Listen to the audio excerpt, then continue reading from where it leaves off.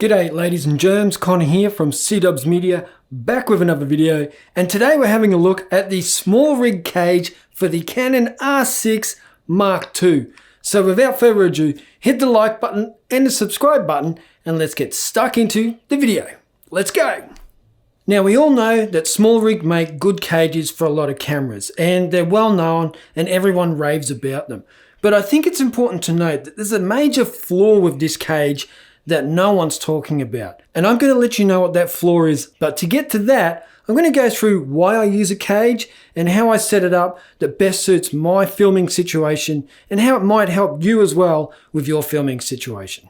Now I have a cage for my Canon R6, my Canon R6 Mark II, and my Canon 90D, which is behind me on the shelf here. And I've always used a cage for filming because it just helps me to set up so much.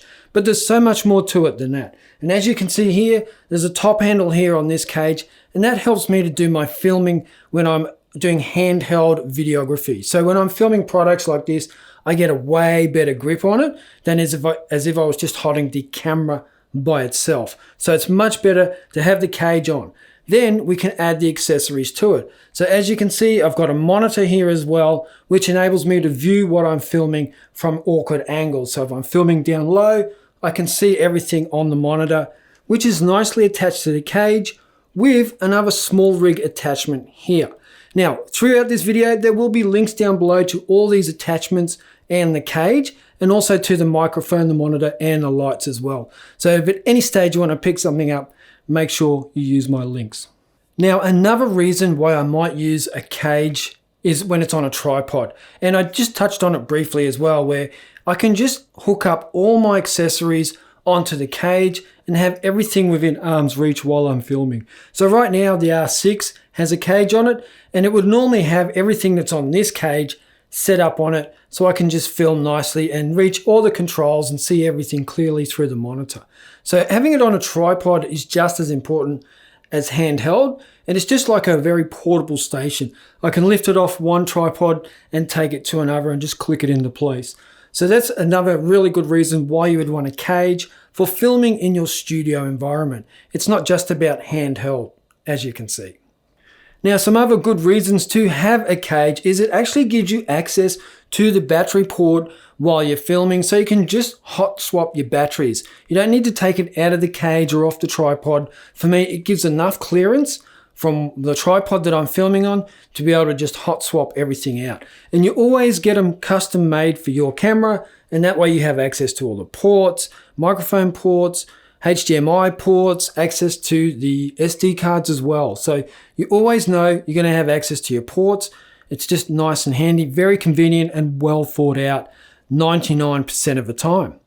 Now I should point out as well that on the bottom you actually have different mounting options for securing it to your tripod. Now I should point out as well you actually have different mounting options as well for securing it to your tripod with your tripod plate. Now I normally use two tripod plate screws to attach my cage to my tripod, and that just stops any wiggle or movement from within the tripod and the camera. Whereas if I just use my camera on the tripod, it's only one screw that's holding it into place, and you get a lot of movement and it can make your shots look very unprofessional and very unsteady. So definitely being able to secure it with two tripod plate screws makes a world of difference to your final image. Now, one of the things I like about small rig is they've thought of every little accessory that you can think of to give you attachments for the cage. So this one here, it's a double-ended little swivel, and you can attach one end to your cage and then anything you want to the other end, whether it be a smartphone or a light or a monitor, and then you can just undo the one screw in the middle and everything pivots and moves to the angle that you want to put it in. So it really works well. And I think small rig, if you buy all small rig accessories for your cage, you're going to get products that just go well together. You know, they just sort of sync well. And that's what I like about them. And they're not overly expensive either. The Canon R6 II cage comes in at 112 Aussie dollars, which is probably about 3 cents US. And you can work out all the equations if you want through Google. But 112 bucks Australian's pretty good for a cage that's going to get used almost every time I film with it. Now, if we just have a look at the website here from SmallRig, you can definitely see all the accessories there that are available. And there's many, many different types. And I also like that you can get clamps to hold in your cables whilst you're filming so they don't get pulled out or caught on things or damage the ports on your camera. So that's really good to be able to have that option. Now, there's some issues that I do run into here though. And that's the more things you have on there, the less of a hybrid camera you're going to have, purely by nature of dismantling everything on the cage takes some time. And that's one of the things I didn't like with the Canon R6 Mark II cage, was that it's actually quite fiddly to install on your camera, and it's definitely not easy and trouble-free to take the camera out of the cage because you've got these tiny little locking pins that go into the strap handles on the cage and on the camera. So it really is quite a pain in the ass to be able to use it and to go from, you know, handheld street photography to doing some handheld videography with the cage on. It's really not that simple and fuss-free. You do have to fiddle around a lot, which is one of the biggest flaws with this cage. I wish they didn't have those two locking pins in the side. Now, the next part, I'm just going to go through some of the specs for the cage. There's a lot of S's in that, but I'm just going to go through some of the specs and I'm going to read them out because it's just easier for me to read them out. So you lock the camera via 1/4 screw mount, and it has two side locking adapters. The accessory mounting points are 1/4 threaded holes, 3/8 16 threaded holes, the RE 3/8 locating hole, a cold shoe mount, and a NATO rail. Now it also has 2 1/4 threads on the right hand side just to enable or help with vertical shooting. I do like that because in the TikTok world everyone's shooting vertically these days, so to have that mounting option there shows that they've certainly thought this through, and also that the Canon R6 Mark II and original Canon R6 can both film vertically. It also comes with Arca Swiss quick release plates to support things like your DJI mounts, your tripods, and that sort of thing. So they've thought that through as well. There's lots of mounting options for different brands and different accessory types and different tripods. So I really do appreciate that. And I do think, you know, there's a reason why SmallRig are so heavily used in the industry for us, like, you know, as content creators or semi-professionals or paraprofessionals. We use them a lot because they really do work and they are quite cheap. But let me be clear. I am a hybrid shooter. I do go out on day trips and filming product shots and stuff like that, and I definitely switch between photography and videography.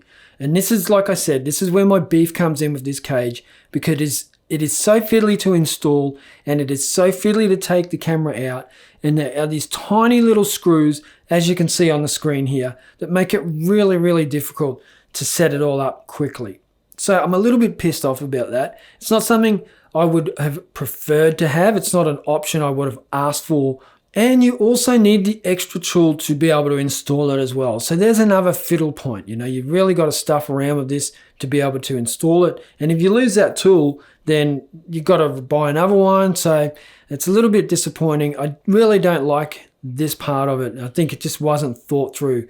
And those screws, I mean, if you drop one of those screws, it is under the fridge. It is gone forever. You're never going to find it. They really are quite small. So I'm in two minds.